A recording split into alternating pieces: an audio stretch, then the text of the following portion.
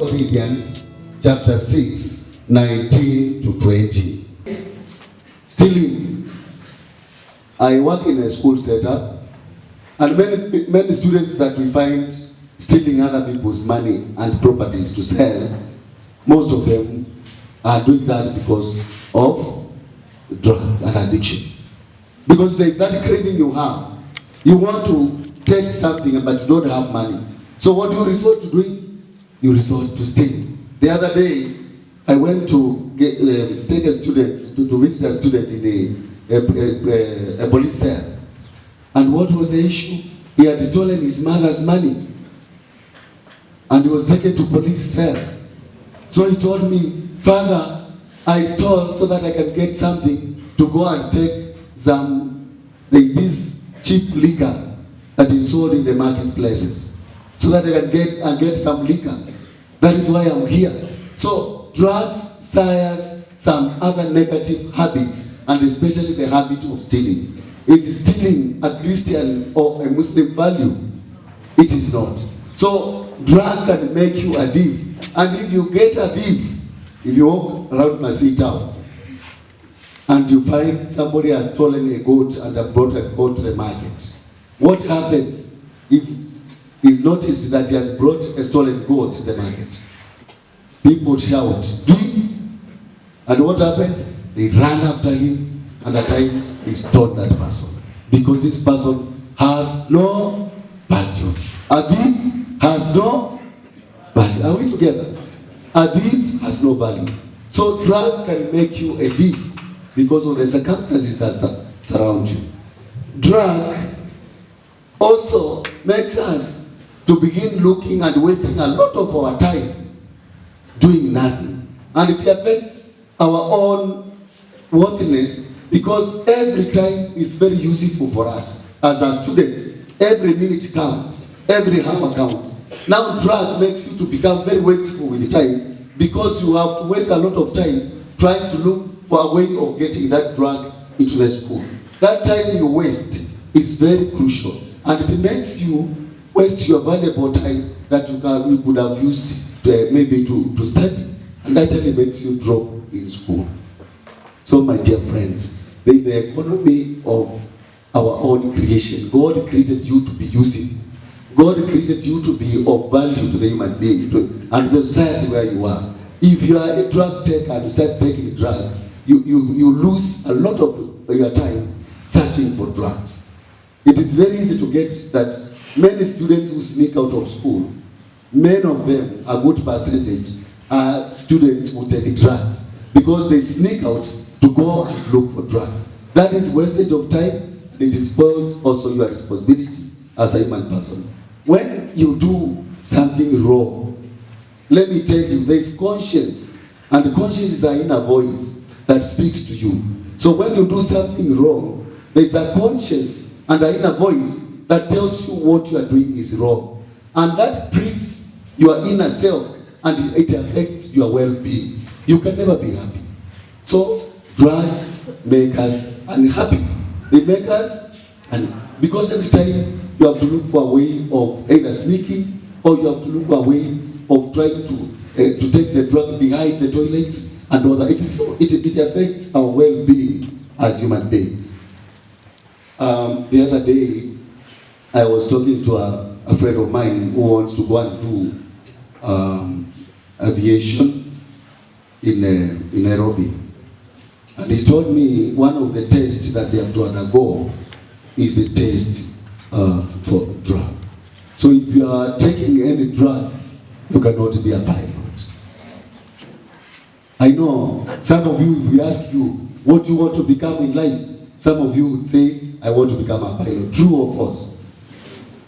Let me ask you, if you go and board a plane, and as you board the plane, you realize the person who is taking and piloting that plane comes smoking bangi, anaangusha tu hapo na anaingia. Will you board that plane? Utaingia your plane. Why? Because you don't trust that person. So drug can make you even not to get into some profession, and that is a way that also affects our value. My dear friends, to avert and fight this vice of drug taking, I have some few tips that can help us to walk out of this kind of a habit.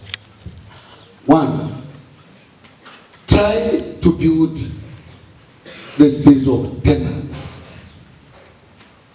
You know, when I talk of temperament, is the ability to control yourself, that you don't get excited so often by anything that comes around you. A temperament person is a person who does not get to a dance because other people are dancing. A person who does not get into a job because other people are jogging. A person who does not get to the view to run because other people are running. A temperament person is a person who has mastery over his or her emotions.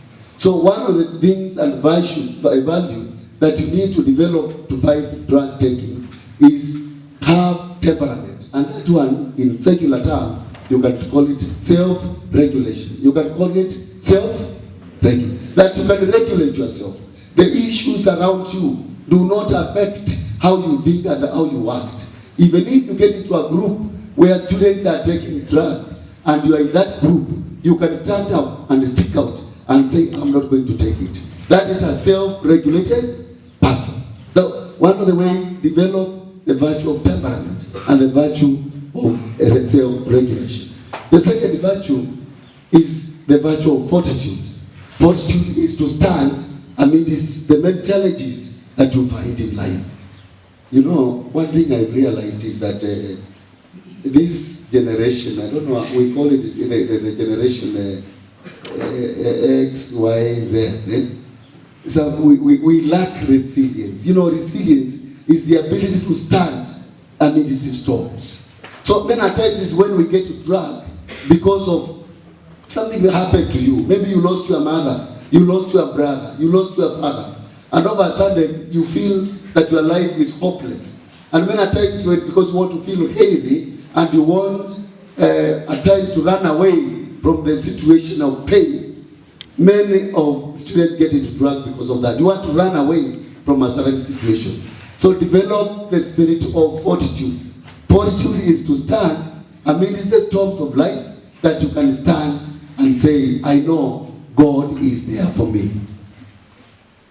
The third thing is that as a person, you must have a purpose and value in life. And without a purpose and value in life, you are not going anywhere. If you take a road here to Machakos, you must have a destination. I'm going to Machakos. Otherwise, you are going to Masi town and take the road to Kijui and say, I'm still going home. You must have a destination. And that is what you call the purpose in life. You must have a purpose in life. And this purpose in life, I want to take you through a process of called redefining your purpose. Right now, redefining your purpose. Redefining your purpose. Are we there? Everyone like that? Right? Redefining. Say my, not your. Say redefining my purpose in life. Redefining my purpose in life. My dear friends, the ultimate concern for life, to love God with all your heart and with all your strength, has to be broken down into concrete purposes of life. Remember, that was the law in Deuteronomy. Love the Lord your God with all your heart, with all your strength, and love your neighbor as you love. Now, to love your God with all the strength has to be broken into concrete purposes of life. You know, freedom is not that you have a freedom to do anything that you want. Freedom is the ability to achieve what God has called you to do. You have been called by God, and you are created for a purpose. As a human being, God did not create you just to be in the world. God has a purpose for you. And that is the purpose that you should rediscover. The purpose of why did God create me as a person? Why did God create me as Motuku? Why did God create you as a person? Because many times when we lose purpose in life, is when we get into this drugs and addiction, because there is no purpose that or goal that we are that is leading us in life. So now, the purpose for God creating you can be different from one person to another. Do you know that when you were born, there were a million options for another person to be born? Do you know that? Do you know, and I'm sorry to say this, when you are being born, a million sperms were released, and it's only you that were created. Are you not very lucky and unique? Do you know that? A million were released, but it's only you as a person who was born. So God had a very clear plan for you to be born. It is us human beings who lose that purpose for which God created us. And I want you to do this. Andika hapo, my purpose for life. My purpose for life. Now, I know you have your talents. Everyone here has a talent. You have a skill and you have a gift from God. Two of us. So because you have a gift and a talent from God, I want you to think about the talent that you have. Now start thinking about the talent that you have, a gift that you have. And I want you to write on your notebook, write this. I thank God that I'm endowed with. I thank God that I'm endowed with.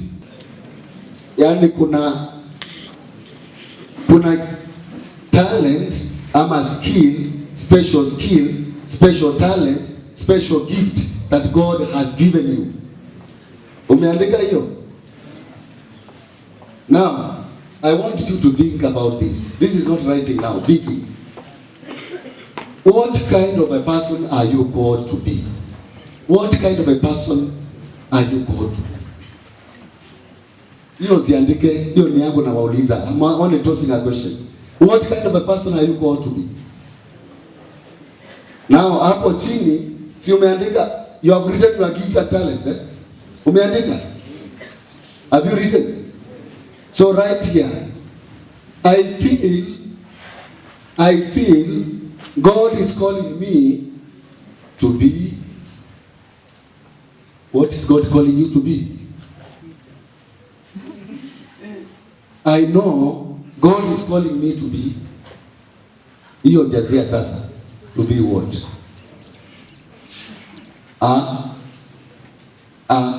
Then you unajijazia. Umeandika haya? I feel that God is calling me to be. Now, the third thing, I want you to think about this. What are you called to do in this world? What are you called to do in this world? With the talent and the skills that you have, what are you called to do?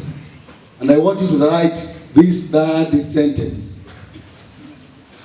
I desire to use my gifts.